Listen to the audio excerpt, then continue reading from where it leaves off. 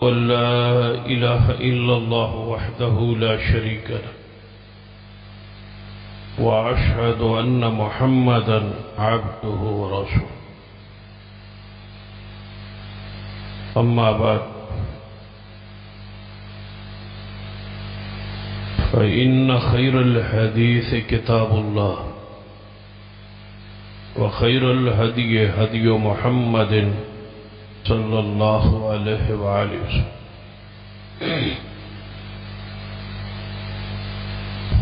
وشر الأمور محدثاتها وكل محدثة بدعة وكل بدعة ضلالة أما بعد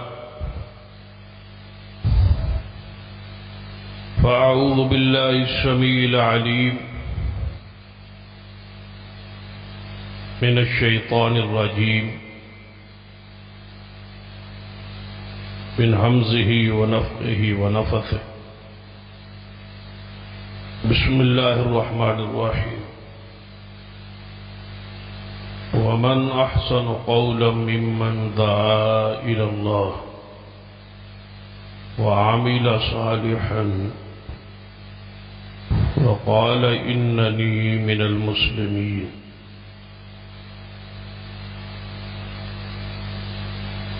ولا تستوي الحسنة ولا السيئة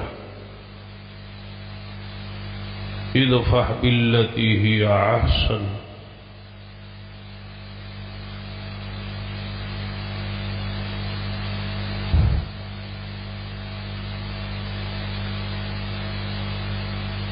رب اشرح لي صدري ويسر لي عمري واحلل عقدة من لساني يفقه قولي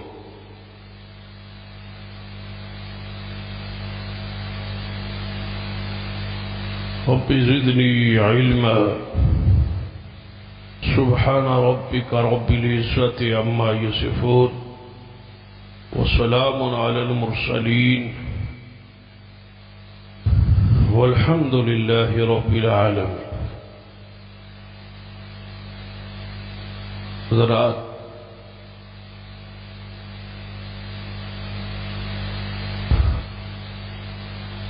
دین اسلام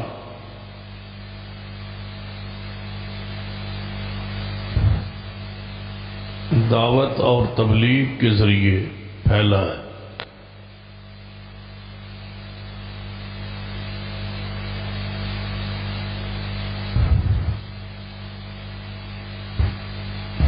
دعوت دین جو ہے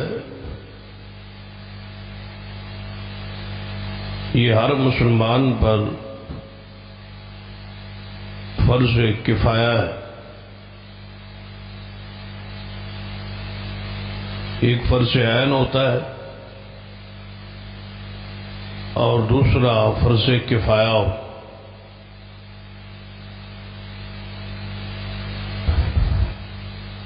نماز، زکوٰۃ،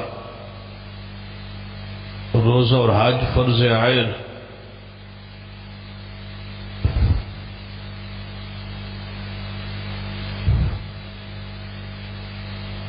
نماز جنازہ ہے فرض لیکن فرض کفایہ ہے.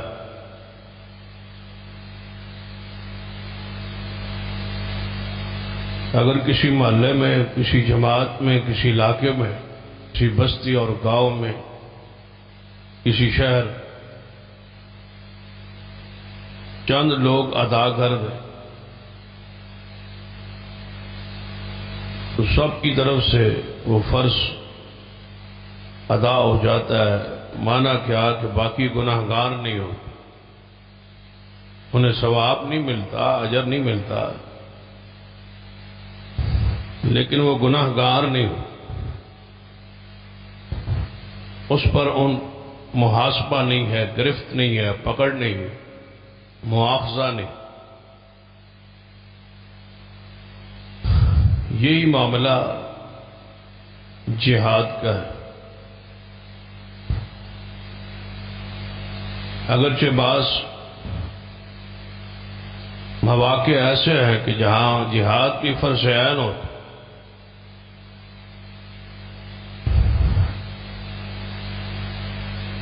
لیکن اکثر مواقع پر فرض کفایہ ہی ہوتا،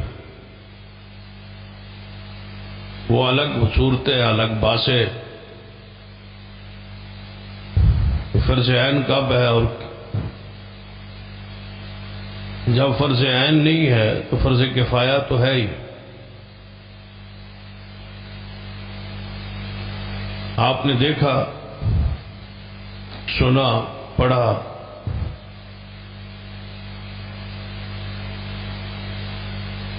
نبی علیہ الصلوۃ والسلام خود اور اصحاب مدینہ میں ہوتے، اور ایک قافلہ، ایک گروہ اللہ کی راہ میں جہاد کے لیے نکل،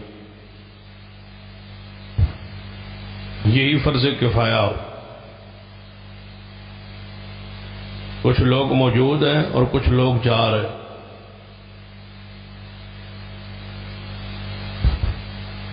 اسی طرح تبلیغ جو ہے، دعوت جو ہے، واعظ جو ہے، دوسرے کو مسئلہ پہنچانا اور سمجھانا، یہ ہر مسلمان کے لیے فرض کفایہ۔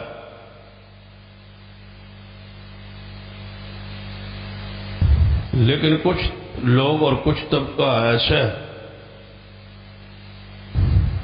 جنہیں علماء حق کہا جائے، ان پر یہ فرض عین، اہل علم پر فرض عین ہے، اور عوام الناس پر یہ فرض کفایہ۔ تمام تر آیات اور حدیث کو اکٹھا کیا جائے تو اس کا خلاصہ نچوڑ یہی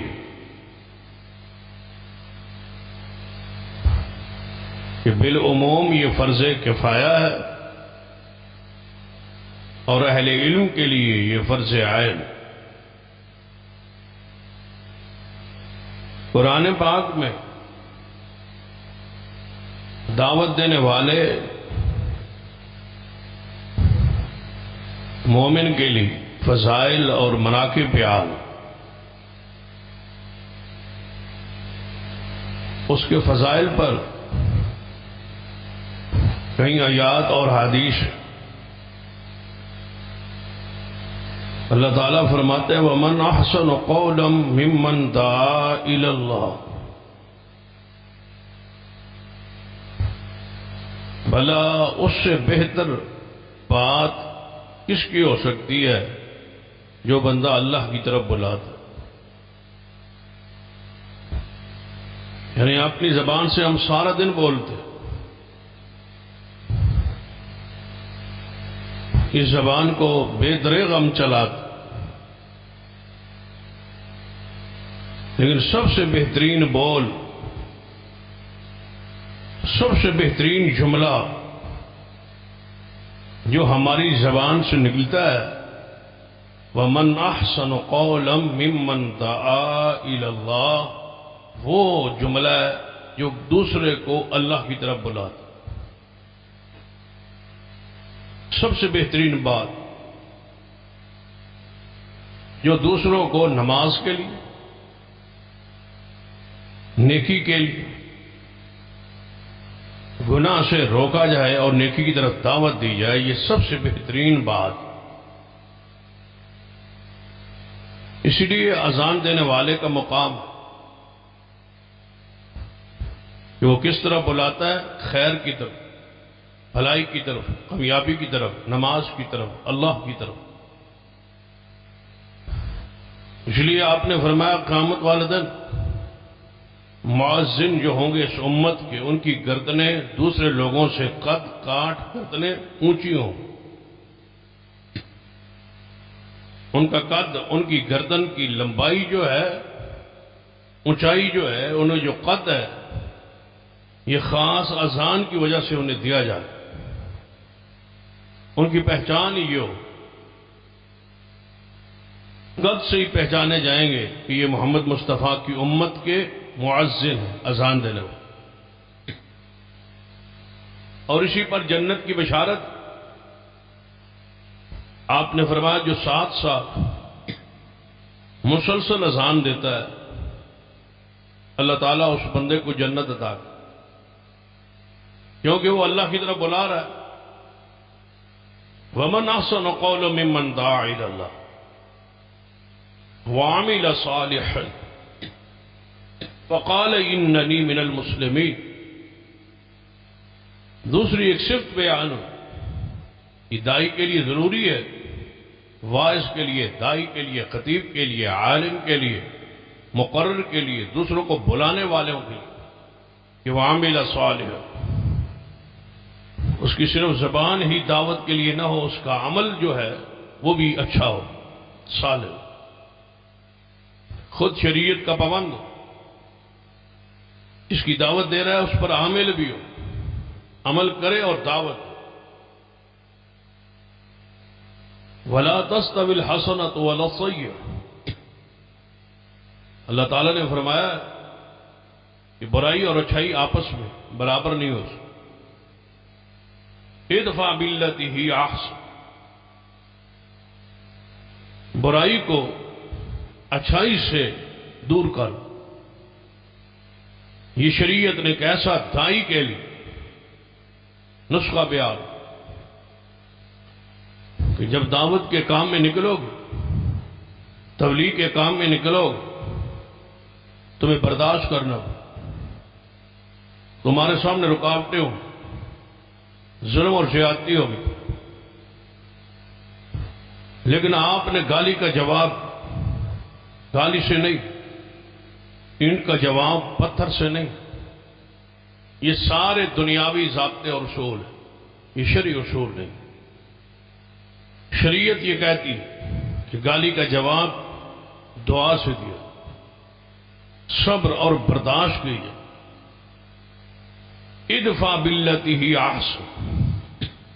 اللہ فرماتے ہیں کہ اس برائی کو، آنے والے دکھ کو، مسالم کو اچھے انداز میں، اچھے طریقے سے، اخلاق سے، برداشت سے، صبر سے اس کو ٹالو، اس کو دور کرو. ہوگا کیا؟ اس کا انجام کیا ہو؟ فَإِذَا الَّذِي بَيْنَكَ وَبَيْنَهُ عَدَاوَةٌ كَأَنَّهُ وَلِيٌّ حَمِيمٌ. اللہ فرماتے ہیں کہ ظلم کرنے والے، زیادتی کرنے والے، گالی دینے والے، برا کہنے والے، جس کے اور تمہارے درمیان دشمنی، عداوت چل رہی ہے، اگر یہ صبر اور برداشت سے کام لوگے، وہی تمہارے ساتھی اور دوست اور پیارے بنا دے، وہی تمہاری دعوت قبول کرنے والے، وہی تمہارے ساتھی، وہی تمہارے معاون. اللہ تعالیٰ ان کو بنا دے گا، کھڑا کرے گا، تمہیں ہمارا دوست بنا. لیکن آگے قرآن پاک اسی آیت سے آگے بڑے کمال کی بات فرمایا وَمَا يُلَقَّاهَا إِلَّا الَّذِينَ صَبَرُوا. دکھ پر صبر، گالی پر دعا، یہ ہر بندے کا کام ہے، یہ ہر بندے کے بس کی بات نہیں ہے. قرآن کہتا ہے وَمَا يُلَقَّاهَا إِلَّا الَّذِينَ صَبَرُوا. بس یہ وہی کر سکتے ہیں جنہیں اللہ صبر دے، جنہیں اللہ تعالیٰ برداشت کی قوت، طاقت دے. ہر بندے کے بس کی بات نہیں. وَمَا يُلَقَّاهَا إِلَّا ذُو حَظٍّ عَظِيمٍ. یہ اس سے بھی پیار، کمال کا جملہ ہے. اللہ تعالیٰ فرماتا ہے وَمَا يُلَقَّاهَا إِلَّا ذُو حَظٍّ عَظِيمٍ. یہ وہی کر سکتا ہے جس کا جنت میں جانا ہم نے لکھ دیا ہو. یہ جنتی بندہ ہی کر سکتا ہے. یہ حوصلہ، یہ برداشت وہی کر سکتا ہے. اس کے دو معنی، الا ذو حظ عظیم، جس کو صبر کا ایک خاص حصہ دیا گیا ہو، جس کو برداشت کا ایک خاص اللہ نے حصہ دیا ہو، پچانے کا، برداشت کرنے کا خاص اللہ نے قوت دی ہو، یہ وہی کر سکتا. یا دوسرا معنی ہے الا ذو حظ عظیم، یہ وہی کر سکتا ہے جس کا جنت میں جانا نصیبے میں لکھ دیا گیا، وہ جنتی روح ہی کوئی ہو، وہ جنتی ہی کوئی بندہ ہو جو ساری چیزیں سن کے برداشت کرے، تو یاد رکھیے، کیونکہ یہ شوال کا پہلا خطبہ ہے، اس حوالے سے، اور یہ مدارس کا سال کا ابتدائی خطبہ ہوتا، پورے ملک میں مدارس کا نئے سال کا یہ پہلا جمعہ ہوتا ہے، پہلا خطبہ، جس کے لیے ضروری ہے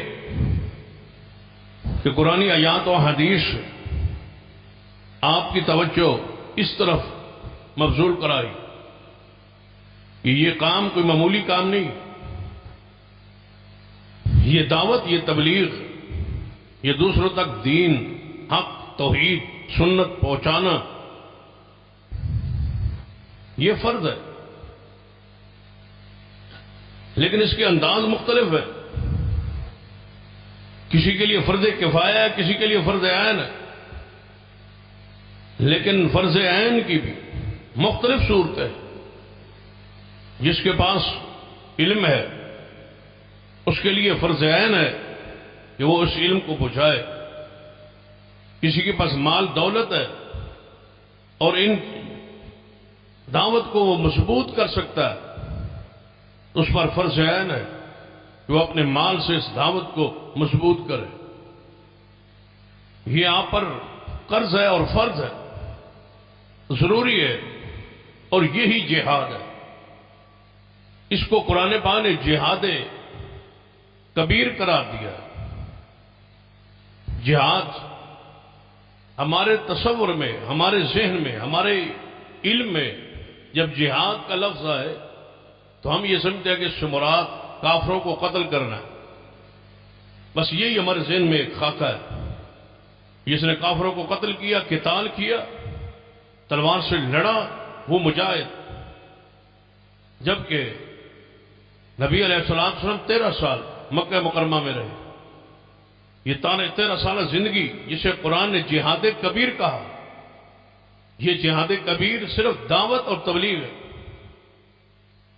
جہاد کا ایک حصہ، جہاد کی چوٹی، جہاد کی کوہان، جہاد کی جو سب سے اونچا درجہ ہے وہ ایک قتال، ایک حصہ ہے، سارا جہاد قتال ہی نہیں، قتال جہاد ہے لیکن سارا جہاد قتال کے اندر نہیں، اپنے نفس کے خلاف یہ جہاد ہے، گناہوں کو چھوڑنا یہ جہاد ہے، نیکی پر عمل کرنا، نیکی کرنا یہ جہاد ہے، خواہشات کو قربان کرنا یہ جہاد ہے، دوسروں تک دین کی دعوت پہنچانا یہ جہاد ہے، مال کے ذریعے اسلام کو، دین کو، شریعت کو مضبوط کرنا یہ جہاد ہے، اخلاقیات کے لحاظ سے اپنی زبان سے اہل علم اور اہل دین اور اہل مساجد، اہل مدارس، ان کی بارے میں کلمہ خیر کہنا یہ جہاد کبیر ہے۔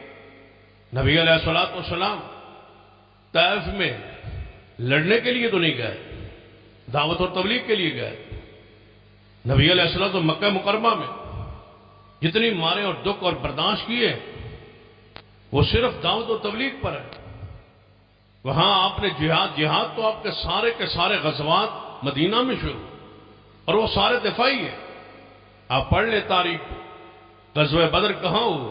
کیا مکہ میں حضور تشریف لائے؟ نہیں، اہل مکہ وہاں پہنچے، جب گھر آ گئے تو دفاع فرض، احد کا میدان مدینہ میں ہے، جب گھر آ گئے کافر حملہ آور ہو گئے تو دفاع فرض، خندق کا بھی یہی معاملہ ہے، تو گویا یہ جنگیں، یہ جہاد، یہ قتال دفاعی ہے۔ نبی علیہ السلام 13 سال جو جہاد کیا ہے مکہ میں کرمہ میں رہ کے، وہ دعوت کا، تبلیغ کا، یہ اساس ہے جہاد۔ اگر قتال چوٹی ہے تو بنیاد دعوت، اور وہ بھی یاد رکھے جہاد جو بھی ہے، یعنی قتال ہے وہ کس لیے ہے؟ قتال بھی حقیقت میں تبلیغ کے راہوں کو کھولنے کے لیے، جو رکاوٹیں آتی وہی رکاوٹیں دیتے ہیں کافر، وہ جب رکاوٹیں کھڑی کرتے ہیں دعوت میں، تبلیغ میں، اس رکاوٹ کو دور کرنے کا نام قتال ہے کہ وہ تلوار کے ذریعے اس کو دور کیا جاتا ہے۔ جب وہ باز نہیں آتا، اللہ قوت دیتا ہے، طاقت دیتا ہے، پھر تبلیغ کے لیے، دعوت دین کے لیے ان رکاوٹوں کو اپنے ہاتھ سے، اپنی تلوار سے، اپنے اسلحہ سے دور کر کے دعوت کے راہوں کو کھولنا، یہ قتال ہے۔ گویا قتال اور جہاد بھی کس لیے؟ دعوت کے، تبلیغ کے لیے۔ کیا نبی علیہ الصلوۃ والسلام نے تمام صحابہ کرام جتنے بھی جنگوں میں گئے، جہاد میں گئے، سب سے پہلے آپ کی بات کیا ہوتی تھی کہ آپ نے جاتے ہی تلوار نہیں اٹھا لی، اسلام کی دعوت دی؟ اگر وہ قبول کریں تو جہاد، قتال ختم، لڑائی ختم۔ تو گویا اصل جہاد جو ہے، جو اساس ہے، جو بنیاد ہے، وہ دعوت اور تبلیغ ہے۔ قرآن پاک نے کیا فرمایا؟ قُلْ هَٰذِهِ سَبِيلِي أَدْعُو إِلَى اللَّهِ، فرما دیجئے میرے پیارے حبیب جناب محمد صلی اللہ علیہ وسلم، یہ میرا راستہ ہے، یہی میرا سبیل ہے، یہی میرا منہج ہے، یہی میرا طریقہ کار ہے۔ ادعو الی اللہ، کہ میں محمد صلی اللہ علیہ وسلم تمہیں اللہ کی طرف بلاتا ہوں۔ ادعو الی سبیل ربک بالحکمت، فرمایا والموعظۃ الحسنہ، فرمایا محبوب ذرا ان لوگوں کو اللہ کی راہ کی طرف بلائیے، دین کی طرف بلائیے، بالحکمہ، دنائی کے ساتھ، عقل مندی کے ساتھ، دلائل کے ساتھ۔ بالحکمہ کے اندر یہ سارے معنی موجود ہیں، دنائی کے ساتھ، عقل کے ساتھ، شعور کے ساتھ، مثالوں کے ساتھ اور پیار کے ساتھ، دلائل کے ساتھ، سنت کے ساتھ۔ بالحکمہ، دلائل، سنت کے ذریعے، والموعظۃ الحسنہ، اور اچھے واعظ کے ذریعے انہیں اللہ کی راہ کی طرف بلائی۔ آپ کی بہت ساری خوبیاں ہیں، آپ کے بہت ساری صفات ہیں، لیکن ان صفات میں ایک نمایاں صفت آپ کی کیا ہے؟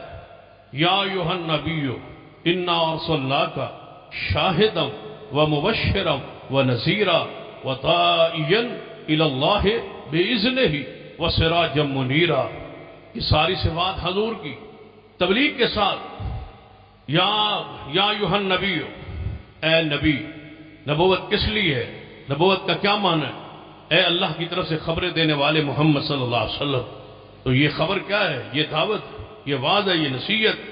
انا ارسلناک، ہم نے آپ کو بھیجا ہے، آپ رسول ہیں۔ رسول کا معنی کیا ہوتا ہے؟ قاصد، پیغام رسا، پیغام دینے والا۔ شاہدن، گواہی دینے والا۔ گواہی کیا ہے؟ گواہی کیا ہے؟ یہ دعوت۔ انا ارسلناک شاہدن ومبشرا، خوشخبریاں دینے والا۔ خوشخبری کیا ہے؟ یہ دعوت ہے۔ ونذیرا، اللہ کے عذاب سے ڈرانے والا۔ یہ کیا ہے؟ دعوت ہے۔ ان ساری صفات میں دعوت موجود تھی، تبلیغ موجود تھی، لیکن اس کے باوجود حضور کی ایک اور شان اور ایک صفت کو نمایاں کرنے کے لیے وداعیا الی اللہ باذنہ، اللہ کی طرف بلانے والے تھے محمد مصطفیٰ صلی اللہ علیہ وسلم۔ جب حضور جیسی ذات کی ذمہ داری ہے، فرض ہے، اور آپ پر فرض عین تھا، آپ نے کیا فرمایا؟ یا ایھا الرسول بلغ ما انزل الیک من ربک، اے رسول پہنچائیے جو کچھ میری طرف سے آیا ہے اس کو پہنچا دیجیے۔ آپ پر تبلیغ فرض عین ہے۔ وَإِن لَّمْ تَفْعَلْ فَمَا بَلَّغْتَ رِسَالَتَهُ، اگر آپ نے نہ پہنچایا آپ نے، یہ کام نہ کیا آپ نے، تو آپ نے رسول ہونے کا حق ہی ادا نہیں کیا۔ آپ رسول کس لیے ہیں؟ کہ اللہ کے پیغام کو بلغ کے ذریعے حضور پر فرض کر دیا گیا۔ یہ فرض عین ہے محمد مصطفیٰ صلی اللہ علیہ وسلم پر کہ آپ نے ایک ایک بات اپنی امت تک پہنچانی۔ پھر نبی علیہ السلام نے آخری حج کے موقع پر صحابہ کرام 1.25 لاکھ 1.5 لاکھ کا اجتماع حضور کے سامنے تھا۔ ایک تک اللہ نے کیسا انتظام کیا کہ حضور کی آواز کو دور دور تک پہنچایا۔ ایک شخص میں کان میں حضور نے آواز کی، حضور کی پہنچی۔ اس کو لاؤڈ سپیکر یہ آواز پہنچانے کے آلات نہیں تھے، لیکن جتنا صحابہ کا اجتماع تھا وہ حضور کی زبان کو، حضور کے خطبے کو، حضور کے واعظ کو سن رہے تھے۔ یہ دیکھے، پہنچانے کی ذمہ داری اللہ نے لی تھی، فرمایا آپ واز کیجیے، آپ شروع فرمائیے، آگے پہنچانا ہماری ذمہ داری۔ ہر صحابی ایسے سمجھتا تھا کہ محمد مصطفیٰ میرے سامنے بول رہے، میرے قریب بول رہے۔ حضور کی آواز ایک ایک کان میں پہنچائی گئی۔ آپ نے پوچھا کہ کیا حل بلغت، کیا مجھے بتاؤ کہ میں نے آپ تک اللہ کا دین، دعوت یہ پہنچا دی؟ سارے صحابہ کرام 3 مرتبہ حضور نے پوچھا، سارے صحابہ نے 3 مرتبہ گواہی دی کہ اے محبوب آپ نے پہنچایا ہی نہیں، پہنچانے کا حق ادا کیا۔ پھر نبی علیہ السلام نے 3 مرتبہ فرمایا اللہم اشہد، یہ انگلی آپ کی کھڑی، اسی وجہ اس کو شہادت کی انگلی کہتے، اسی دن اس کا نام شہادت کی انگلی پڑا۔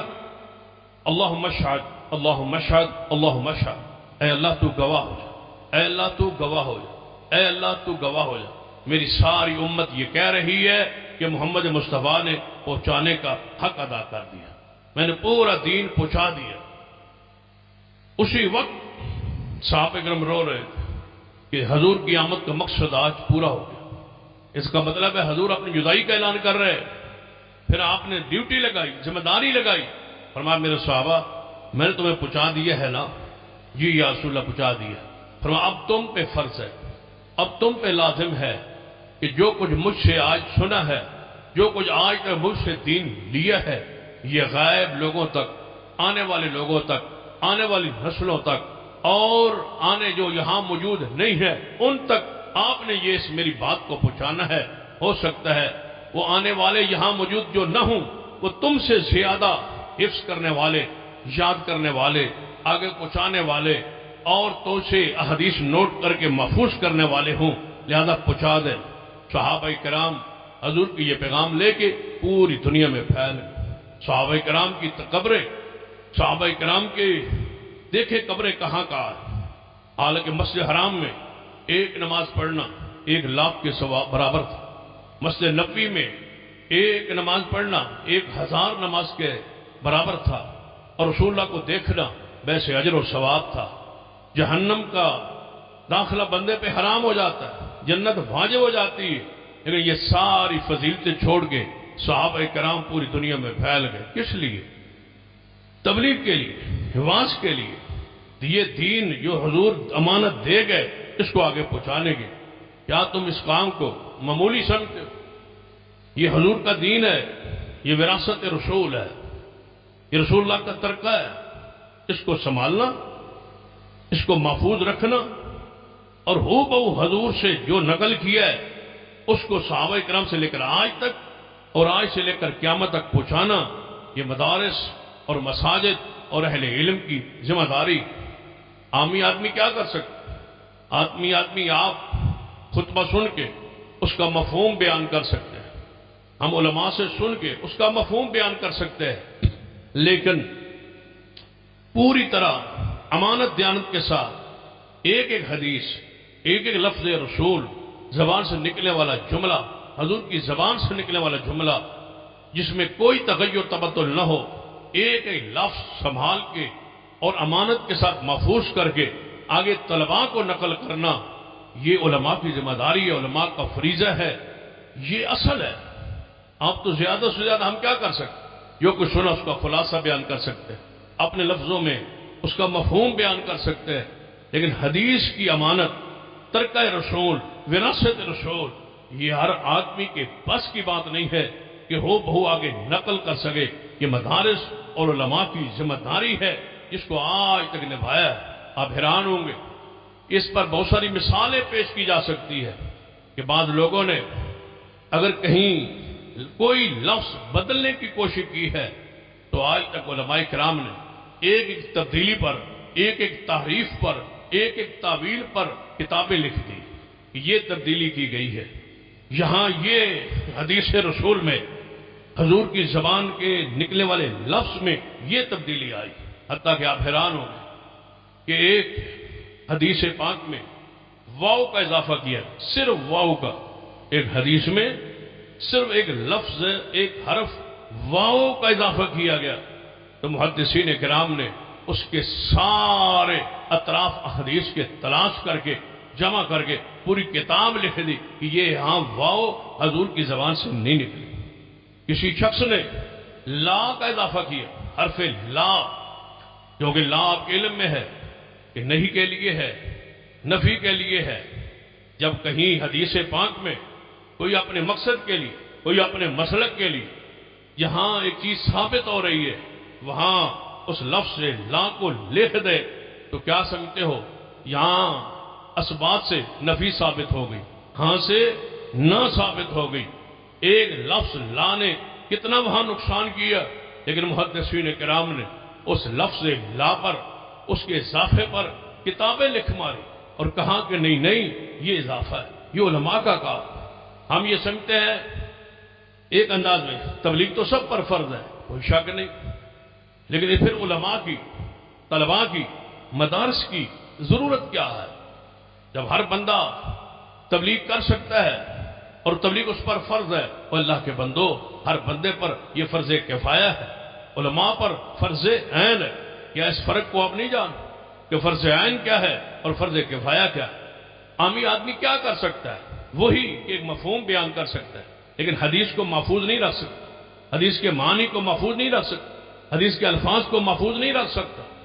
لہذا یہ علماء کی ذمہ داری اور جہاد کبیر ہے، اور یہ دعوت ہے اور یہ تبلیغ ہے. اس کے ذریعے اسلام اور دین پھیلا ہے، دین تبلیغ کے ذریعے پھیلا ہے.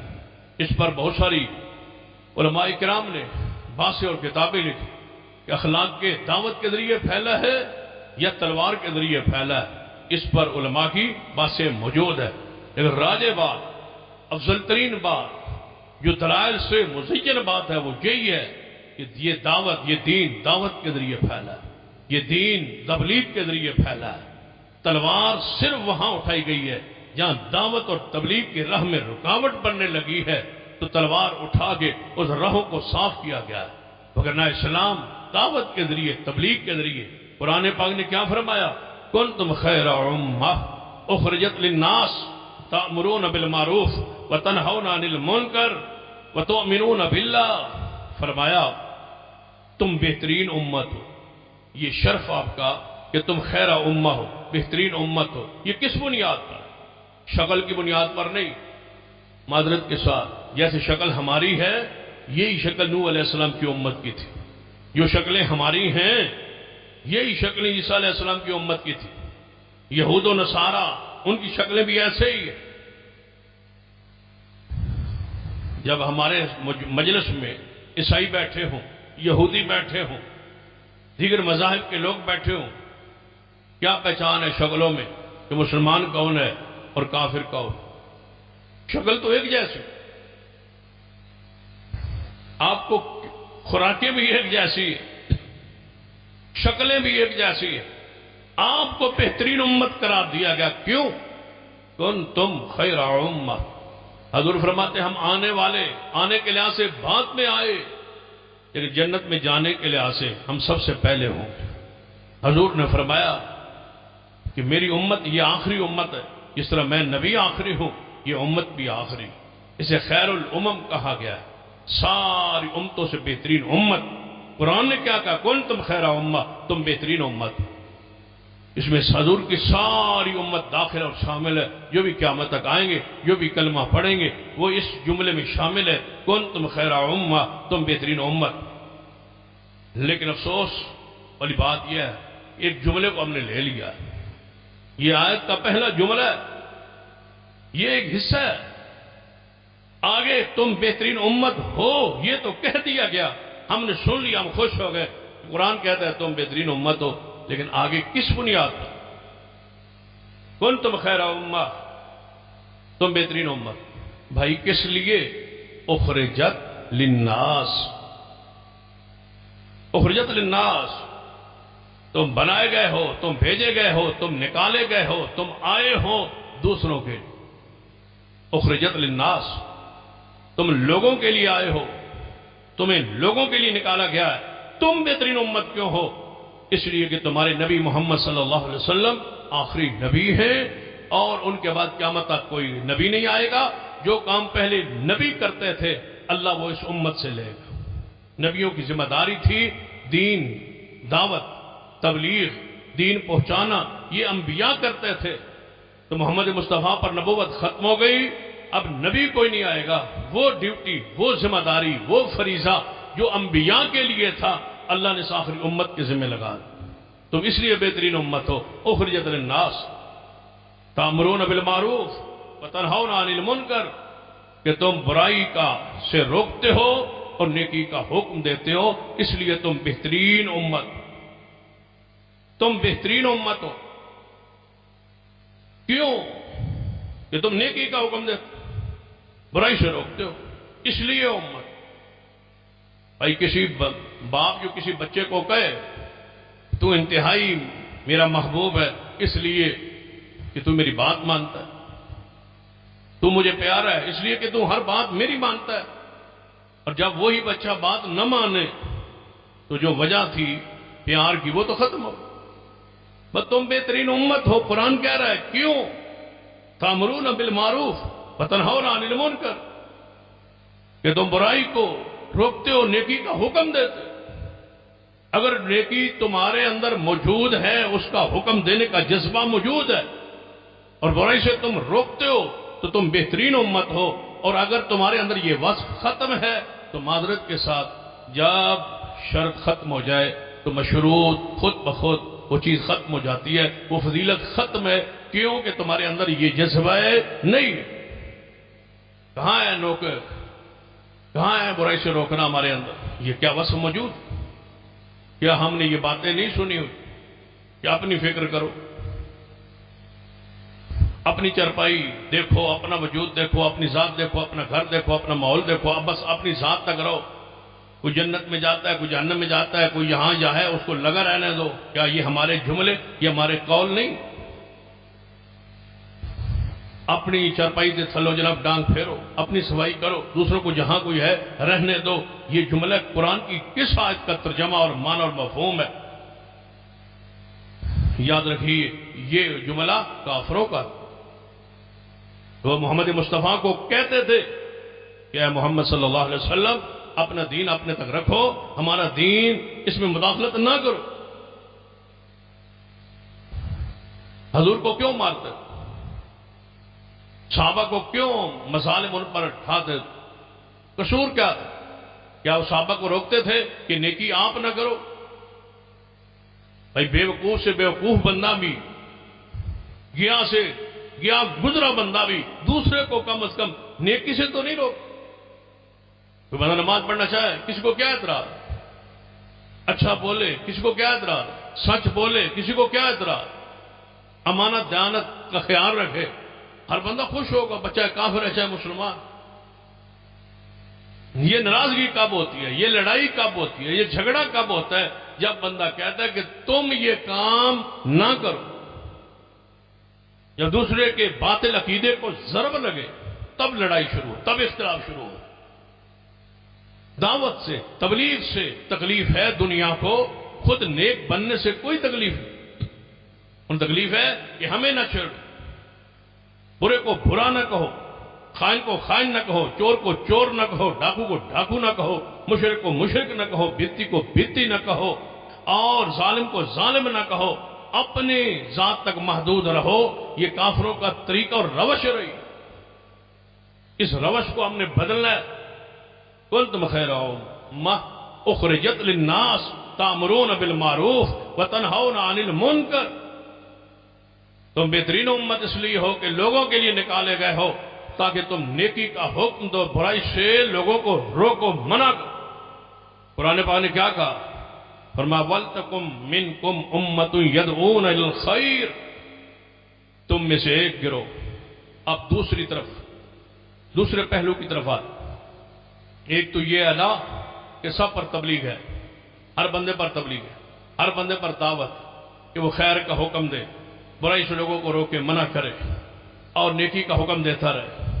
لیکن دوسرا طرف جو علماء کا ہے، وَلْتَكُمْ مِنْكُمْ أُمَّةٌ يَدْعُونَ إِلَى الْخَيْرِ، ہم نے مدارس کو، اہل علم کو، علماء کو آیات اور حدیث کی روشنی میں جانچنے اور بیان کرنے کی اور پرکھنے کی ہم نے کوشش کی۔ ہم نے اس انداز سے، اس رنگ سے اس گروہ، اس طبقے کو دیکھا ہی نہیں ہے۔ قرآن کیا کہہ رہا ہے؟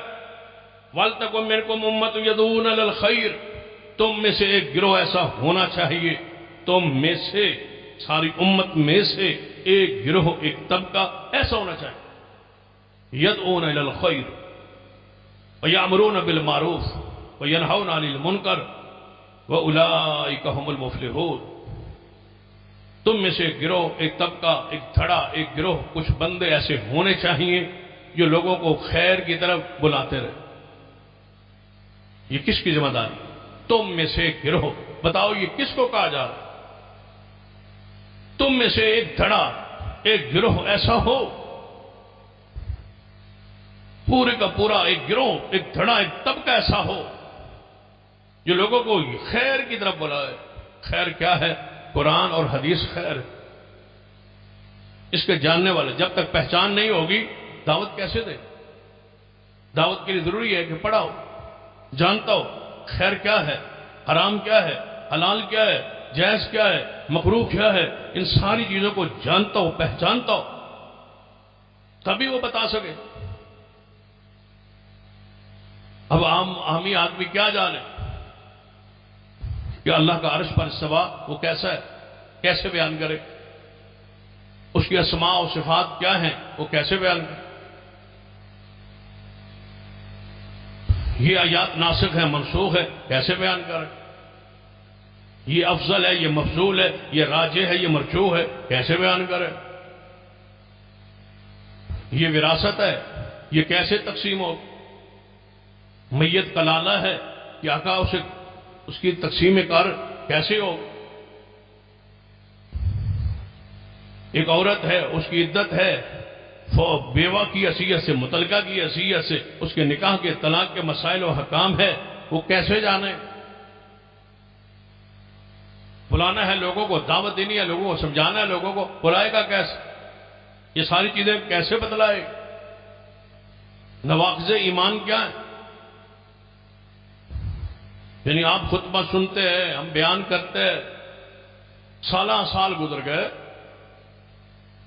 ہم میں سے ایک بندے کو کھڑا کر لیا جائے کہ آپ نے اتنے سال خطبہ سنا ہے، اب بتائیں نواقض ایمان کیا ہے، کن کن چیزوں سے ایمان ٹوٹ جاتا ہے؟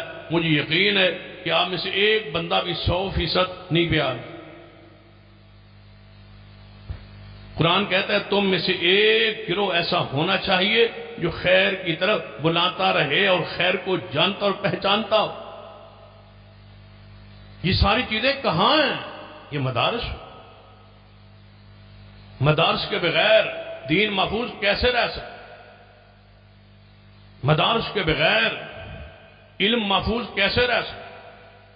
مدارس کے بغیر قرآن محفوظ کیسے رہ سکتا؟ بتاؤ کوئی تاجروں، جتنے بھی تاجر ہیں پورے ملک میں، کبھی کوئی ایک اجلاس میٹنگ قرآن کی حفاظت کے لیے کسی نے کیا ہو کہ قرآن کو محفوظ کیسے رکھا جا سکتا، احادیث کو محفوظ کیسے رکھا جا سکتا؟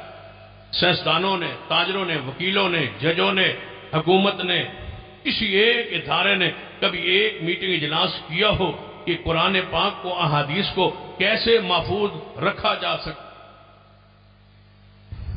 یہ کس کے ذریعے محفوظ ہے؟ اِنَّا نَحْنُ نَزَّلْنَا الذِّكْرَ وَإِنَّا لَهُ لَحَافِظُونَ، ہم دین کو نافذ کرنے والا، ہم اس کی حفاظت کریں گے۔ وہ کون سا طبقہ ہے جنہیں 1450 سال نہ قرآن کے لفظ کو آگے پیچھے ہونے دیا، نہ حدیث کے ایک حرف کو بدلنے دیا؟ وہ مدارس نہیں ہیں تو کسی کا نام لیجئے، انصاف کیجئے، نام لیجئے۔ مدارس اور علماء کے علاوہ کسی طبقے کا، کسی گروہ کا جس نے اس دین کو، اس قرآن کو، اس حدیث کو محفوظ رکھا ہو، اس کا نام بتاؤ۔ یہ بتاؤ یہ ساری چیزیں کیسے پھیل گئی؟ اگر ایسے نہیں سمجھتے تو آسان لفظوں میں سمجھاتا ہو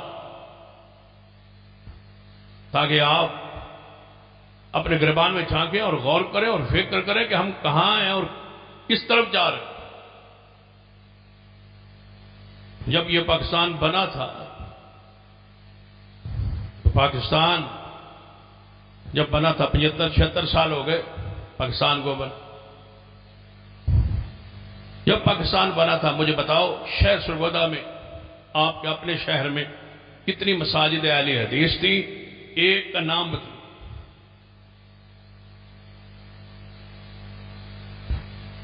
ایک کا نام مجھے بتلائیے جو پاکستان بننے سے پہلے 1940 میں 42 میں 47 سے پہلے جو مساجد تھیں ان کے نام بتلا دو.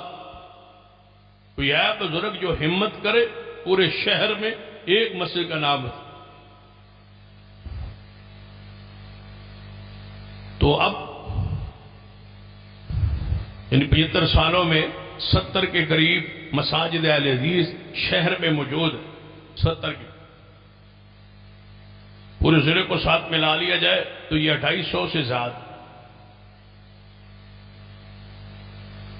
پورے ضلع میں صرف ایک مسجد کہا جا سکتا ہے جو پاکستان پورے ضلع میں، شہر میں نہیں، شہر میں تو زوایا تھا، ضلع میں صرف ایک مسجد ہے جو 300 سال سے پہلے کی ہے سرگودا شہر ضلع میں اہل حدیث. 300 سال سے پہلے جہاں شاہ اسماعیل رحم اللہ بھی تشریف لے آئے. لیکن یہ ساری مساجد تلوار کے ذریعے بنی یا توپوں کے ذریعے یا ریفل کے ذریعے یا فائرنگ کر کے ہم نے بنائی. یہ ساری مساجد جو ہے یہ تاجروں کی محنت سے بن گئی ہیں، یہ سیاستدانوں نے بنائی.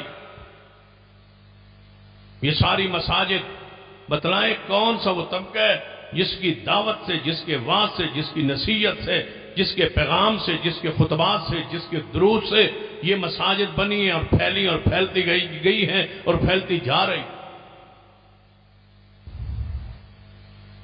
ان تاجروں کے نام بتا دیں، ان حکیموں کے نام بتا دیں، ان سیاستدانوں کے نام بتا دیں، ان وکیلوں کے نام بتا دیں، دکانداروں کے نام بتا دیں. تاریخ کو پہ غور بھی کرے. مومن بے وقوف نہیں ہوتا، سوچا بھی کرے کہ یہ کون تھے. یہ مانتے ہو نا کہ پہلی مسجد کیا کی اینٹ مرکز میں آ کے شیخ الاسلام مولانا ثناء العمر صدی رحمۃ اللہ نے رکھی تھی تو وہ عالم تھے نا. یہ دعوت سے کام ہو، یہ واعظ سے کام ہو، یہ تبلیغ کے سام ہو، یہ جمعے کے خطبات کے ذریعے ہوا، یہ دروس کے ذریعے ہوا، یہ علماء کے ذریعے ہو گیا، یہ مدارس کے ذریعے ہوا. جن کے چھاؤں میں بیٹھے ہو اسی کو کاٹنے لگے ہو، انہی درختوں کو کاٹتے ہو. یہ تمہارا عقیدے کے محافظ، یہ نگران، یہ ذمہ دار، یہ چوکیدار، یہ کون ہے؟ یہ آپ. یہ مجادلے، یہ مناظرے، مباحثے حصہ سب کا ہو سکتا ہے. تاجروں کا بھی ہوگا، سیاستدانوں کا بھی ہوگا، کاروباری لوگوں کا بھی ہوگا، دوسرے لوگوں کا بھی ہوگا، ملازمین کا بھی حصہ ہوگا. لیکن بنیاد وہ حصہ بھی علماء کی ترغیب پر ہو. وہ پیسہ ہوگا تو ترغیب پر، وہ تعاون ہوگا تو ترغیب پر، وہ آپ کی حمایت ہوگی تو ترغیب پر. بنیاد یہی طبقہ، ساری امت انہی کی چھاؤں کے ہیٹھ بیٹھی ہے. اسی کو کاٹنا شروع کر دو گے، یہ درخت گر گئے تو تمہیں دھوپ آئے اور دھوپ کو پھر برداشت نہیں کر پاؤ. جس چھاؤں کے ہیٹھ بیٹھے ہو اس چھت کا احترام کر، اس کو محفوظ کرتے. اس پر پانی کے قطرے گرنے لگے تو بندہ اوپر جا کے اس کی لپائی کرتا ہے، اس کو محفوظ کرتا ہے، اس کو مضبوط کرتا ہے کہ کہیں یہ چھت گر نہ پڑے. علماء پوری امت کے اوپر عقیدے کی بنیاد پر، اسلام کی بنیاد پر چھت کی مانند ہے. یہ مدارس آپ کی چھاؤنیاں ہیں، قلعے. انہی کے ذریعے اسلام، دین، شریعت. وَلْتَقُمْ مِنْكُمْ أُمَّةٌ يَدْعُونَ الْخَيْرَ، تم میں سے ایک گروہ، ایک ایسا ہونا چاہیے جو لوگوں کو خیر کی طرف بلاتا رہے. نبی علیہ السلام صحابہ کو جہاد پہ بھیجتے تھے لیکن پڑھنے والا گروہ چبوترے پہ بیٹھا رہتا تھا کہ تم یہیں بیٹھو اور پڑھو، مجھ سے دین لو اور میرے جانے کے بعد رہنمائی کر. سیدنا ابو ہریرہ اور سیدنا عمر فاروق آپس میں وہ تلخی ہو گئی تھی نا ایک مرتبہ. سیدنا عمر حدیث کی روایت میں بڑے جذباتی تھے، جلالی تھے. فرمایا تم حدیثیں زیادہ بیان کرتے ہو، ادھر غصے میں آ گئے، جلال میں آ گئے، ہم نے یہ حدیثیں نہیں سنی حضور سے اور آپ نے سن لی ہے۔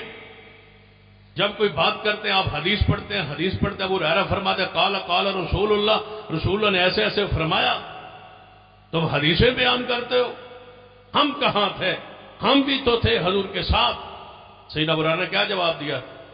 حالانکہ 3 سال حضور کے ساتھ رہے، فرمایا تم بازار میں دکانداری بھی کرتے تھے، ہم سب کو چھوڑ کے محمد کے پاس بیٹھے رہتے تھے صلی اللہ علیہ وسلم۔ اور یہ اعتراض آج بھی بعض لوگ کرتے ہیں جو حدیث کے انکاری۔ ابو ہریرہ رضی اللہ تعالیٰ نے حدیثیں زیادہ کیسے بیان، صدیق نے بیان کیوں نہیں، سیدہ فاطمہ نے کیوں نہیں بیان کی، سیدہ عائشہ نے کیوں بیان کی؟ اعتراض ہے نا، عامی بندہ سمجھتا ہے وہ بیٹی حضور کی فاطمہ وہ قریبی ہے، وہ حدیثیں بیان نہیں کرتی اور امی عائشہ بیان کرتی۔ اب کون ان کو بتائے کہ اماں فاطمہ تو ذرا حضور کے بعد 6 ماہ زندہ رہی اور دنیا سے چلی گئی، حدیثوں کو آگے روایت کرنے کا ضرورت ہی نہیں تھی، صحابہ موجود تھے، اہل بیت موجود تھے، کبار موجود۔ امی عائشہ حضور کے بعد 50 سال زندہ رہی، جو 50 سال ماحول میں رہے، جب بھی ضرورت امت کو پڑے وہ حدیث رسول اور سیرت رسول بیان کرے، تو کیا یہ عقل کے خلاف ہے یا عقل کے مطابق؟ جب امی عائشہ فوت ہوئی 50 سال حضور کے بعد، تو آپ کا جنازہ پڑھانے والے سیدنا ابو ہریرہ تھے۔ ابو ہریرہ امی عائشہ کے بعد کافی عرصہ زندہ رہے۔ عبداللہ بن عمر، جب سیدنا حسین ابن علی کا مارکہ کربلا پیش آیا، عبداللہ بن عمر اس وقت بھی زندہ تھا۔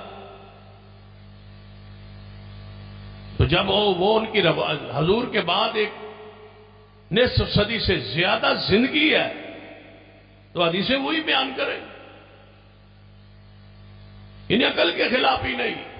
لیکن لوگ اعتراض کرتے، حضور چبوترے پر طلباء کو بٹھایا کرتے تھے، جہاد قائم ہے، غزوات ہو رہے ہیں، لیکن صحابہ پڑھنے والے موجود ہیں، مدرسہ قائم ہے۔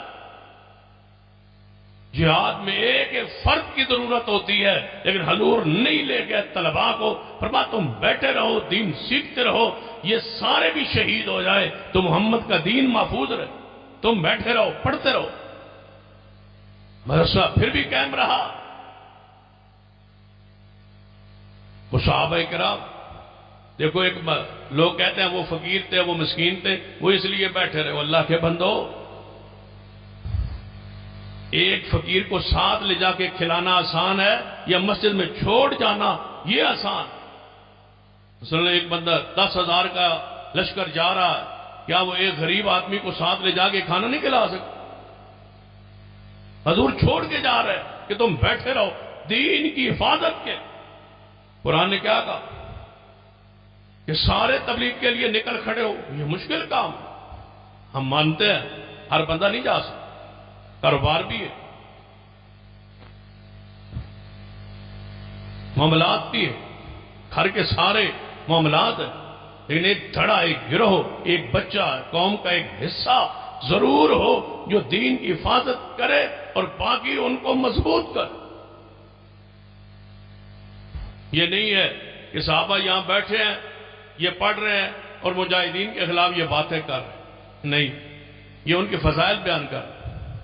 حضور فرماتے ہیں جو اللہ کی راہ میں جہاد کے لیے نکل جائے اور اپنی بیٹیاں اور بیویاں پیچھے چھوڑ جائے، جو پیچھے ہیں قوم میں، گھر میں، ماحول میں موجود ہیں، ان پر ان بیٹیوں کی، ان بچیوں کی، مجاہدین کی بیٹیوں اور بچیوں کی حرمت ایسی ہے جیسے بیٹھنے والوں تم پر اپنی ماں کی حرمت۔ حضور نے ان کو سمجھایا، یہ نہ ہو کہ وہ مجاہدین جہاد پہ چلے جائیں اور آپ پیچھے ہیں اور یہاں برائی کے دروازے کھل جائے۔ وہ تمہاری مائیں ہیں، ان کی بہنیں اور بیٹیاں، تم نے ان کی نگرانی، ان کی عزت کی رکھوالی کرنی۔ تم یہاں ہو دین کے لیے ہو، وہ وہاں ہیں دین کے لیے۔ تم پڑھو گے، وہ تبلیغ کے راہوں کو صاف کریں گے، پھر تمہارے ذریعے اللہ ان کو دین پہنچائے۔ تم یہاں پڑھو، یہ یہاں پڑھ رہے، کیا مجاہدین وہاں جا کے بیٹھ کے ان کی غیبت کرتے تھے، ان کے خلاف زبانیں کھولتے تھے کہ جو نہیں آئے وہ ایسے نہیں؟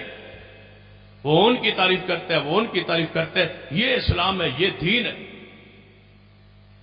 ہم یہاں بیٹھ تاجروں کی تعریف کریں، کاروباری لوگوں کا طبقے کا تذکرہ کریں، خیر کا تذکرہ کریں کہ وہ لوگ کماتے ہیں، محنت کرتے ہیں، کوشش کرتے ہیں، مساجد کے ساتھ، مدارس کے ساتھ، غریبوں کے ساتھ، یتیموں کے ساتھ، مسکینوں کے ساتھ، مستحقین کے ساتھ وہ تعاون کر، اور وہ لوگ وہاں بیٹھ کے تعریف کرے کہ ہم تو کاروبار میں ہیں، وہ لوگ اللہ کی راہ میں رکے ہوئے کچھ نہیں کرتے، اور وہ دین کی تبلیغ، وعظ، نصیحت کے لیے دھڑا ایک گروہ، ایک علماء کی کھیپ تیار ہو رہی ہے۔ اللہ ان کے راہوں کو آسان کرے، وہ وہاں تعریف کرے، یہ یہاں تعریف کرے، تب جا کے جماعت، تب جا کے گروہ، تب جا کے خیر یہ امت میں پھیلتی۔ ایک ایک ستون ہے، ایک ایک بنیاد ہے، اس کی حفاظت، اس کی نگرانی، اس کا ایک دوسرے کو مضبوط کر۔ قرآن نے کیا کہا؟ فَلَوْلَا نَفَرَ مِنْ كُلِّ فِرْقَةٍ مِّنْهُمْ طَائِفَةٌ، سارے نہ نکلو، لیکن ہر امت میں سے، ہر علاقے میں سے، ہر قبیلے میں سے کچھ بندے نکلے۔ نکل کے کدھر جائیں؟ لِيَتَفَقَّهُوا فِي الدِّينِ، وہ دین میں سمجھ بوجھ اختیار کرے، وہ دین کو سمجھے، عقائد کو سمجھے، معنیات کو سمجھے۔ سمجھنے کے بعد وَلِيُنذِرُوا، وہ ڈرائیں اپنی قوم کو، واپس آگے ان کو ڈرائیں، ان کو سمجھائے۔ لِيُنذِرُوا قَوْمَهُمْ إِذَا رَجَعُوا إِلَيْهِمْ لَعَلَّهُمْ يَحْذَرُونَ، وہ پڑھ کے جائیں، واپس جا کے اپنی قوم کو ڈرائیں اور سمجھائیں۔ ہر بستی میں سے چند بچوں کو نکالنا بستی پر فرض عین ہے۔ اگر چند بچے نکل آئے تو یہ پوری بستی کی طرف سے فرض کفایہ۔ جس بستی میں عالم نہ ہو وہاں رہنا محدثین کے نزدیک جائز نہیں ہے۔ کہتے ہو نا ہم پنڈ گاؤں علاقہ چھوڑ آئے، وہاں کوئی ڈاکٹر نہیں، وہاں کوئی اسپتال نہیں، وہاں کوئی اسکول نہیں، وہاں کوئی کالج نہیں، وہاں کوئی سہولیات نہیں۔ یہ بھی کہا کرو کہ وہاں کوئی عالم نہیں۔ روح کی پرواہ کون کرے گا؟ ایمان کی، عقیدے کی پرواہ کون کرے گا؟ جس بستی میں عالم نہ ہو اس بستی میں رہنا جائز نہیں۔ ضروری ہے کہ تمہارے روح کا معالج وہاں 24 گھنٹے موجود ہو۔ روح کا معالج، جو تمہارے وجود کا معالج ہے اور تمہارے روح کا معالج عالم، اس کے بغیر بندہ صحت مند نہیں رہ سکتا۔ بیمار ہی بیمار ہے وہ بندہ جس کا تعلق، جس کا وہ سوجنا تمسک اہل علم سے نہیں ہے، وہ بیمار، اور اس کے اندر کی بیماریاں، وہ کینسر سرایت کرتے جا رہے ہیں۔ وقت آئے گا وہ گل سڑ جائے، وہ ختم ہو جائے۔ ایمان گیا سمجھو سب کچھ گیا، نماز گئی سمجھو سب کچھ، اہل دین کی محبت گئی سمجھو سب کچھ، چلتا پھرتا مردہ ہے، مردار ہے۔ کب اس سے روح نکلے اور بدبو آنا شروع ہو جائے اور دنیا راحت پائے اور سکون پائے اور دنیا کہے اے اللہ تیرا شکر ہے یہ بدبودار انسان اس دنیا سے اٹھ۔ حضور فرماتے ہیں کچھ بندے ایسے ہیں جب مرتے ہیں تو ان سے دنیا راحت پاتی، یا وہ راحت لیتا ہے یا وہ راحت دیتا ہے۔ اچھا تھا، نیک تھا، لوگ زیادتی کرتے، ظلم کرتے تھے، وہ ان سے راحت پا۔ برا تھا، ان سے زمانہ، اس پر نہ آسمان روتا ہے نہ زمین روتی ہے، کوئی چیز نہیں روتی، ایک ایک چیز خوش ہوتی ہے کہ یہ بدبودار انسان، یہ گندا انسان دنیا سے گیا ہے۔ کچھ ہوتے ہیں زمین والے اور آسمان والے، یہ بدبودار بندہ مر گیا ہے، جان چھوٹ گئی ہے، راحت نصیب ہو گئی ہے لوگوں۔ تبلیغ کے بغیر مومن کے لیے رہنا جائز، اور یہ تبلیغ کے مراکز ہیں مساجد اور مدارس، ان کی مضبوطی آپ پر فرض ہے، ضروری ہے، لازم۔ اپنے قوم و قبیلے سے، اپنے گھر سے بچے کو دین کے لیے وقف کرنا یہ آپ پر فرض عین ہے۔ جب یہ ادا ہو جائے تو پوری قوم کے لیے یہ فرض کفایہ ایک بچہ بن جائے گا، یعنی ایک بندہ ادا کرے برادری سے تو جنازہ جس طرح سب کی طرف سے ہو جاتا ہے، مواخذہ نہیں ہوتا۔ ایک بستی سے ایک عالم نکل آیا، پڑھ کے چلا گیا، باقی بستی والوں سے مواخذہ نہیں ہوگا، انہوں نے اپنے فرض کو ادا کر۔ لیکن جس بستی سے کوئی عالم نہ نکل،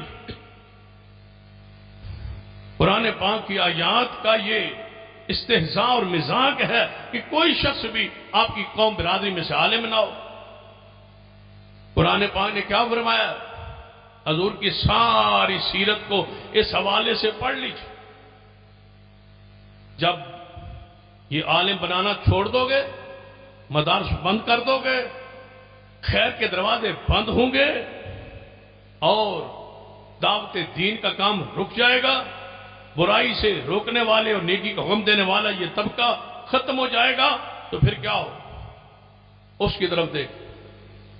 قرآن نے بنی اسرائیل کا ذکر کیا، فرمایا نبی علیہ السلام نے سب سے پہلے ان میں نقص بیماری یہی پیدا ہوئی کہ انہوں نے دین کی دعوت کو، نیکی کے حکم کو، برائی کو دیکھتے ہوئے اپنی آنکھیں سے منع کرنا چھوڑ دیا۔ تو اللہ نے کیا کیا؟ لَعِنَ الَّذِينَ كَفَرُوا مِن بَنِي إِسْرَائِيلَ عَلَى لِسَانِ داؤد وعیسی ابن مریم۔ اللہ فرماتا ہے دو نبیوں کی پکیدہ زبان سے ہم نے بنی اسرائیل پر لعنت برسائی۔ داؤد علیہ السلام نے لعنت ہو تم پر اللہ۔ عیسیٰ علیہ السلام نے فرمایا اے بنی اسرائیل تم پر اللہ کی لعنت ہو، تم نے برائی کرتے ہوئے دیکھ کے منع نہیں کیا۔ ذالک بما عصوا وکانوا یعتدون کانوا لا یتناہون عن منکر فعلوہ لبئس ما کانوا یفعلون۔ اللہ فرماتا ہے سب سے پہلا کام انہوں نے یہ کیا، لا یتناہون عن منکر، برائی سے روکتے نہیں۔ حدیث ابو داؤد، نبی علیہ السلام نے فرمایا لوگ جاتے آگے برائی ہو رہی ہے، گناہ ہو رہا ہو تو یہ نیک بندے کیا کہتے ہیں؟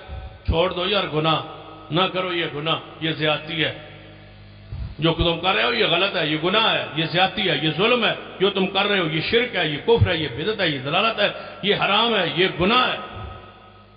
تو اگلے دن پھر ان کے ساتھ بیٹھے ہوتے، کھا رہے ہوتے، پی رہے ہوتے، ہنس رہے ہوتے۔ چاہیے تو شاہ یہ بائیکاٹ کر، ان سے دور رہتے، ایک زبان سے منع کرتے، دوسرے ان کے ساتھ بیٹھے ہو کھاتے پیتے۔ یہی ہماری حالت، یہی ہے کیفیت جو ابو داؤد کی حدیث میں ہے۔ اس آیت کے تحت پھر اللہ نے انہیں لعنت برسا دی کہ نیکو تم پر بھی لعنت ہو کہ تمہارے ساتھ سامنے گناہ ہو رہا تھا اور تم ان کے ساتھ خوش گپیاں لگا رہے ہو، ان کے ساتھ بیٹھے ہو، ہنس رہے ہیں۔ شرابیوں کی دوستی ہے، ان کے ساتھ بیٹھ رہے ہیں، ہنس رہا ہے، ساتھ کے ہی جا رہا ہے، یار یہ نہیں پینا چاہیے، یہ گناہ ہے، یہ بدکاری ہے، یہ فحاشی ہے، یہ نہیں کرنی چاہیے، لیکن بیٹھتا ان کے ساتھ، کھاتا ان کے ساتھ، پیتا ان کے ساتھ، چلتا ان کے ساتھ، سنگت ان کے ساتھ، دوستی ان کے ساتھ، کھاتا پیتا بیٹھتا اٹھتا ان کے ساتھ ہے۔ اللہ نے فرمایا لعنت ہے تم پر، کل برا کہہ رہے تھے اور آج ان کے ساتھ بیٹھے ہو، ہم پیالہ اور ہم نوالا ہو۔ یہ کام رک جائے تو اللہ کی گرفت اور عذاب آئے۔ پھر بنی اسرائیل پر جتنے عذاب آئے صرف اس وجہ سے کہ انہیں برائی سے روکنا چھوڑ دیا۔ نبی علیہ السلام نے بڑی خوبصورت مثال دی، اس سے پیاری مثال کیا ہو سکتی ہے اور آسان ترین مثال۔ حضور فرماتے ہیں میرے صحابہ دو منزلہ جہاز ہو، بحری بیڑا ہو، دو منزلہ ہو، کچھ لوگ اوپر والی منزل میں، کچھ لوگ نیچے والی منزل۔ حضور نے بڑی سادہ سی مثال دی ہے، اگر پھر بھی ہمیں سمجھ نہ آئے، حضور فرماتے ہیں دو منزلہ بحری بیڑا ہو، بحری جہاز ہو، آدھے لوگ اوپر بیٹھے، آدھے لوگ نیچے بیٹھے، خوراک کا، کچن کا، پانی کا انتظام سارا اوپر والی منزل میں۔ جو نیچے رہتے ہیں، جو نیچے سفر کر رہے ہیں، جب بھی ان کو پانی کی ضرورت پڑتی ہے، کھانے پینے کی ضرورت پڑتی ہے، یہ اوپر والی منزل میں جاتے ہیں اور وہاں سے لے آتے۔ تو یہ لوگ تنگ آ گئے اوپر والی منزل، کئی دنوں کا سفر تھا، بحری بیڑے کا سفر تھا، تنگ آ گئے، یار جب نیند آنے لگتی ہے، آرام آنے لگتا ہے، سکون آنے لگتا ہے، یہ نیچے سے اوپر آ جاتے ہیں، یہاں سے گزرتے ہیں، ہمیں ڈسٹرب ہوتے ہیں، ہم پریشان ہوتے ہیں۔ لہذا انہوں نے کہا خبردار اب پانی لینے اوپر نہیں آ۔ تمہارا دروازہ راستہ بند ہے، اوپر نہیں آنا۔ انہوں نے کہا کوئی بات نہیں، اگر اوپر نہیں آنا تو ہم نے پانی تو پینا ہے، ہم نیچے سوراخ کر لیتے، ہم جہاز میں بحری بیڑے میں نیچے سوراخ کر لیتے ہیں، وہاں سے پانی لے لیتے ہیں، سمندر سے وہ پی لے۔ اب نبی علیہ السلام فرماتے ہیں عقل مند ہوں اوپر والے تو یہ تنگی محسوس نہ کریں، یہ فوراً نیچے جائیں، ان کا ہاتھ روکے، وہ پانی لے لو، ہمیں تنگی برداشت ہے، تکلیف برداشت ہے، یہ سوراخ نہ کرو، اگر سوراخ ہو گیا تو تم ڈوبے تو ہم بھی ڈوبے، پانی تو اندر آ جائے گا، صرف تم نہیں ڈوبو گے ہم بھی ڈوب جائیں گے۔ حضور نے فرمایا کیا اوپر والی منزل والے عقل مندی یہ ہے کہ ان کو نہ روکیں یا روکیں؟ یا رسول اللہ عقل مندی تو یہ اوپر والے روکے، فرمایا یہی گناہ کی مثال ہے، جب اوپر والے روکنا چھوڑ دیں گے اگر یہ تباہ ہوئے تو نیکوں پر بھی عذاب آئے۔ ایک حدیث میں آتا ہے نا کہ جب ایک بستی پر عذاب آیا تب بستی کے تباہ ہونے کا رب نے فیصلہ کیا، فرشتوں کی ڈیوٹی لگائی اس بستی کو الٹ دو۔ ایک بندہ نیک تھا اس پوری بستی میں، ایک بندہ صرف۔ فرشتوں نے کہا یا اللہ اس بستی میں ایک بندہ نیک ہے، اس کو بچا لینا ہے نا، اس کو اٹھا لینا، اس کو سائڈ پہ کر لینا۔ فرمایا میرے فرشتوں اس طرح نہیں کرنا، ساری بستی کو اٹھاؤ، بندوں سمیت، جانوروں سمیت، مکانوں سمیت اوپر اٹھاؤ اور اس بندے کو نیچے رکھنا ہے۔ ساری بستی اوپر لے جا کے سارا بوجھ، سارا وزن اوپر سے گراؤ اس پر تاکہ یہ نیچے رگڑا جائے، تباہ ہو جائے، برباد ہو جائے۔ اس نے لوگوں کو برائی سے روکا نہیں، حجرے میں بیٹھ کے نیکی کر رہا ہے، اللہ اللہ کر رہا ہے، تسبیح پھیر رہا ہے۔ یہ سب سے زیادہ مجرم ہے، بدبخت، اس پر پوری بستی کا بوجھ اس پر گراؤ۔ یہ اپنی اپنی تسبیح، اپنی اپنی فکر، یہ نہیں ہے اسلام میں، دین میں، شریعت۔ دوسروں کی فکر یہ اسلام، اپنی فکر دوسروں کی فکر، اپنی فکر دوسروں کی فکر۔ آپ جہنم سے بچو، دوسروں کو بچو۔ قُوا أَنفُسَكُمْ وَأَهْلِيكُمْ نَارًا، آپ بچو، گھر والوں کو بچو، گھر والوں کو بچائے، اگلے پڑوسیوں کو بچو، پڑوسیوں کو بچائے، آگے بڑھو، جہاں تک جا سکتے ہو جانا پڑے۔ یہ کون سا؟ حضور علیہ السلام جب دعوت دین کے لیے نکلے تھے تو آپ کو شیب ابی طالب میں جو بند کیا گیا 3 سال صرف دعوت روکنے کے لیے تھا۔ حضور دعوت جاری تھے، جاری۔ اہل مکہ تنگ آ گئے، ابو طالب کے پاس آئے۔ ابو طالب کیا آپ پاس آ کے کیا کہا تھا؟ اے ابو طالب، سردار ابو طالب، آپ تو بڑے سردار ہیں، سمجھدار ہیں، اور آپ ہمارے باپ دادے کے مذہب پر ہیں، لیکن آپ نے محمد مصطفیٰ کو فری اینڈ دیا ہوا ہے، وہ جس کو چاہتے ہیں تبلیغ کرتے ہیں، چوکوں چوراہوں میں، میلوں ٹھیلوں میں، جہاں اجتماع ہو وہاں وہ پہنچ جاتے ہیں، وعظ و نصیحت کرتے ہیں، اور تم کہتے ہو ہم اس کے ساتھ ہیں۔ آپ اس کا ساتھ نہیں چھوڑ سکتے، آپ اس کو روک نہیں سکتے، یہ اپنے حد تک محدود رہے، اب تو بس کرو ابو طالب۔ ابو طالب جب ساری قوم کے ہر قبیلے کے ایک بندہ آیا نا ابو طالب کے بعد، پھر بندوں کا بھار نہیں اٹھایا جاتا، برادری کا بھار نہیں اٹھایا جاتا۔ ابو طالب نے کہا کہتا کیا ہے؟ انہوں نے کہا قد سب آلہتنا وعامبا دیننا، ہمارے معبودوں کو گالیاں دیتا ہے۔ اب بتاؤ یہ بات ان کی سچی ہے کہ حضور گالیاں دیتے تھے ان کے معبودوں کو؟ وہ کہتے تھے وہ حاجت روا نہیں ہے، وہ مشکل کشا نہیں ہے، وہ نفع نقصان کے مالک نہیں ہے۔ یہ کیا کہتے تھے؟ یہ ہمارے بزرگوں کو گالیاں ہیں۔ آج تک یہی ہے نا، ہم کہتے ہیں اللہ کے سوا حاجت روا کو نہیں، مشکل کشا کو نہیں، نفع نقصان کا مالک کو نہیں۔ پتہ کیا کہتے ہیں؟ یہ اولیاء کی توہین کرتے ہیں، اولیاء کو نہیں مانتے، یہ اولیاء کو برا کہتے ہیں، اولیاء کو گالیاں دیتے ہیں۔ یہ گالی ہیں، یہی کافروں کا طریقہ ہے۔ قد سب آلہتنا، ہمارے معبودوں کو برا کہتا ہے، وَآبَ دِینَنَا، ہمارے دین میں عیب نکالتا ہے، یہ تمہارا دین، یہ تمہارا غلط ہے۔ وَتَصَفَّحَ احلامنا، ہمارے سرداروں کو، ہمارے عقل مندوں کو کہتا ہے یہ بیوقوف ہے۔ مشرک بیوقوف ہوتا ہے؟ عقل والے قرآن کہتا ہے یا اولی الالباب، اوے عقل والو، اوے عقل والو، تمہیں عقل نہیں ہے؟ جن کی پوجا کرتے ہو ان کو ہاتھ سے بناتے ہو، پتھروں کو مورتیوں کو بناتے ہو، پھر پوجتے ہو، تمہیں عقل نہیں ہے؟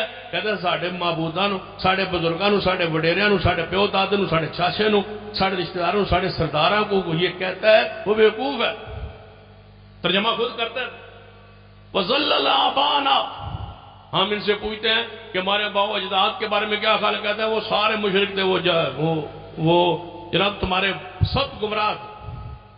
ہمارے باپ دادے کو برا کہتا ہے، ہمارے معبودوں کو برا کہتا ہے، ہمارے دین میں عیب نکالتا ہے، لہذا روکو. ابو طالب نے وعدہ کر لیا آج میں محمد مصطفیٰ کو روکوں گا. یہ دعوت، یہ تبلیغ کتنی ضروری. ابو طالب شام کے وقت محمد مصطفیٰ کے پاس آئے، کہنے گیا بھتیجے مدد کی ہے، تعاون کی ہے، ساتھ دیا ہے، اب تک کوئی گلہ ہے آپ کو؟ فرمایا کوئی. فرمایا آج میری بس ہو گئی، برادری ساری کٹھی ہو کے آ گئی ہے، مجھ سے برادری کا بھار نہیں اٹھایا گیا، بوجھ نہیں اٹھایا گیا. میں نے آج ان سے وعدہ کر لیا ہے آج کے بعد تم چار دیواری کے اندر، اپنے گھر کے اندر اپنے ساتھیوں کو اکٹھا کر کے توحید، مذہب، عقیدہ جو چاہو بیان کرو، باہر نہیں، چوک میں نہیں، آواز باہر نہ جائے. عبادت گاہ سے آواز باہر نہ جائے، آپ کے گھر سے آواز باہر نہیں جانی چاہیے، اندر آواز رہے، باہر نہ جائے. چوکو چوراہوں، ٹھیلوں، میلوں میں اکٹھے اجتماع میں آپ نہیں جا سکتے. یہ میں نے وعدہ کر لیا، لہذا آج میرے ساتھ یہ معاملات طے کرے. حضور نے کیا فرمایا؟ چاچے کی محبت، پیار، سب کا ساری اپنی جگہ، بوجھ بھار سارے اپنی جگہ. حضور نے فرمایا چاچا بس ایک بات سن لے، روز روز کی جو ہے نا معاملہ یہ ختم ہو جائے. ایک دفعہ صاف سی بات سن لے، اگر وہ سورج لا کے میرے ایک ہاتھ پہ رکھ دے، چاند لا کے دوسرے ہاتھ پہ رکھ دے، زمین و آسمان کے سارے خزانے محمد مصطفیٰ کے قدموں میں ڈھیر کر دے، اور پھر کہے ان آترو کا ہاذا الامر، سارا کچھ لا کے میرے قدموں میں رکھ کے کہے کہ میں اس دعوت کو چھوڑ دوں، مانا بے تارکن، اے ماں چاچا میں چھوڑنے والا نہیں ہوں. اللہ نے مجھے بھیجا اس لیے ہے کہ چوکوں چوراہوں میں جا کے توحید کا پیغام اور تبلیغ کروں. میں نہیں رک سکتا، جو مرضی ہے وہ کر لے. آپ پناہ دینا چھوڑنا چاہتے ہیں چھوڑ دیں، تعاون کرنا چاہتے ہیں نہ کریں نہ کریں، یہ آپ کی مرضی. حضور ہجرت کیوں کی؟ تبلیغ کے لیے. معاہدہ کیوں کیا صلح حدیبیہ کا؟ تبلیغ کے لیے. طائف کیوں گئے؟ تبلیغ کے لیے. یہ سارا کچھ دیکھ لیں. دوسری قوتیں دیکھ، ہم کہاں کھڑے ہیں اور دوسرے کھڑے. ہم کتنے بد نصیب ہیں کہ ہم اپنی مساجد اور مدارس کے خلاف زبان کھولتے ہیں، اور اپنے علماء اور اپنی وعظ نصیحت کے خلاف جناب پیغام زبانیں کھول. دوسرے طاقتوں کو دیکھ، مرزائیوں کو دیکھ، اور رافضیوں کو دیکھ، یہودیوں کو دیکھ، سکھوں کو دیکھ، عیسائیوں کو دیکھ. عیسیٰ علیہ السلام کی بائبل کو پڑھیں، کیا لکھا ہوا ہے؟ عیسیٰ علیہ السلام کے پاس لوگ آتے، دوسرے مذہب کے لوگ، کہ ہم آپ کے مذہب میں آنا چاہتے ہیں. فرماتے نہیں، میں آپ کے لیے نہیں آیا، میں بنی اسرائیل کے آیا ہوں. یہ جو بھیڑیں گمراہ ہو گئی ہیں ان کو میں بچانے آیا ہوں، ان کو گمراہی سے نکالنے آیا ہوں. دوسروں کو لیتے ہی نہیں تھے. عیسیٰ ابن مریم کہتے مجھے بنی اسرائیل کی طرف بھیجا گیا، بس میں کسی اور کا رسول نہیں ہوں، میں صرف بنی اسرائیل کا رسول، ان کو بچانے آیا ہوں. وہ بائبل جس میں آج بھی لکھا ہوا ہے کہ صرف بنی اسرائیل کے لیے یہ ہدایت بن کے آئی تھی، آج وہ عیسائی 200 سے زیادہ زبانوں میں اس بائبل کا ترجمہ کروا کے دنیا میں پھیلا چکے. ہم سارے مسلمان مل کے بھی 50 سے زیادہ زبانوں سے زیادہ ابھی تک قرآن کا ترجمہ نہیں پہنچا. وہ یہودی جن کے مذہب میں دوسروں کو لینا اچھوت ہے، صرف اپنے یہودیت تک محدود رہتے ہیں، اس کے باوجود اپنی دعوت کو، اپنے پیغام کو پوری دنیا میں انہوں نے جو ہے غالب کیا ہو. سارا معاشی نظام ان کے ہاتھ. کمیونسٹ اپنے مذہب کو، اپنے عقیدے کو، اپنی سوچ کو، ملحدین الہاد کو، کفر کو پھیلا رہے. مرزائیوں نے ہر اہم ادارے میں اپنے بندوں کو پہنچا دیا. یہ بندہ مجھے کہتا ہے دیکھو نا جی مرزائی پھر بھی جتنے بھی محنت کر لیں تھوڑے ہی ہے نا، ہم مسلمان ہر محکمے میں زیادہ ہیں. میں نے کہا فرق ہے مرزائیوں میں اور رافضیوں میں اور مسلمانوں میں، خاص فرق.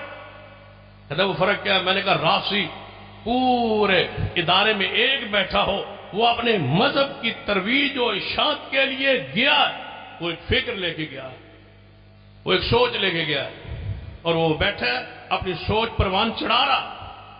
مرزائی ہے پورے ملک میں یا پورے ادارے میں پورے محکمے میں ایک ہو، وہ اپنے مذہب کی سوچ لے کے گیا ہے، وہاں مسلمان 1,00,000 بیٹھے ہوں، وہ سوچ لے کے گیا ہی نہیں، وہ روٹی کے لیے گئے، وہ کھانے کے لیے کمانے کے لیے بیٹھے ہیں، وہ مذہب کے لیے بیٹھے ہی نہیں، وہ اسلام کے لیے بیٹھے ہی نہیں۔ حضور نے فرمایا تھا نا کہ 100 بندہ اونٹ پالے، 100 اونٹ پالے، 100 اونٹ پالے، جب سواری کی باری آئے تو 100 اونٹ میں سے ایک بھی سواری کے لائق نہ ہو، ان 100 اونٹوں کو کرنا کیا؟ 1,00,000 مسلمان بیٹھا ہو، وہ روٹی کے لیے بیٹھا ہے، وہ پیسے کے لیے بیٹھا ہے، وہ دنیا کمانے کے لیے بیٹھا ہے، وہ اسلام کے لیے وہاں ہے ہی، مرزائی مرزائیت کے لیے بیٹھا، رافضی رفض کے لیے بیٹھا، یہودی اپنے مذہب کے لیے بیٹھا، عیسائی اپنے مذہب کے لیے بیٹھا، دنیا کا ہر مذہب کا بندہ اپنے مذہب کے لیے بیٹھا ہے۔ یہ واحد مسلمان ہے جو روٹی کے لیے بیٹھا، اس کی نیت ہی فطور ہے، نیت ہی خراب ہے، نیت میں اسلام دین ہے ہی نہیں، نہ اللہ ہے نہ رسول اللہ اس کی نیت میں۔ یہ بیٹھا ہی دنیا کے لیے، مال کے لیے، دولت کے لیے، اس کے لیے حرام ہے حلال ہے یہ لے رہا۔ کاش ہم جس سیٹ اور عہدے پر بیٹھے ہیں اس میں اسلام کو اولیت ہے کہ میں ایمان کے لیے ہوں، اسلام کے لیے ہوں، جتنا میرے اختیار میں ہے میں اسلام کے لیے، توحید کے لیے، سنت کے لیے، ختم نبوت کے لیے، عظمت ناموس صحابہ کے لیے اور توحید کے لیے، سنت کے لیے میں اپنے اختیارات کو جتنا استعمال کر سکتا ہوں، جتنی کوشش کر سکتا ہوں میں اس کے لیے بیٹھا ہوں۔ کاش اس نیت سے بیٹھے ہر موحد تو چند سالوں میں تبدیلی آ سکے۔ آئیں ان مدارس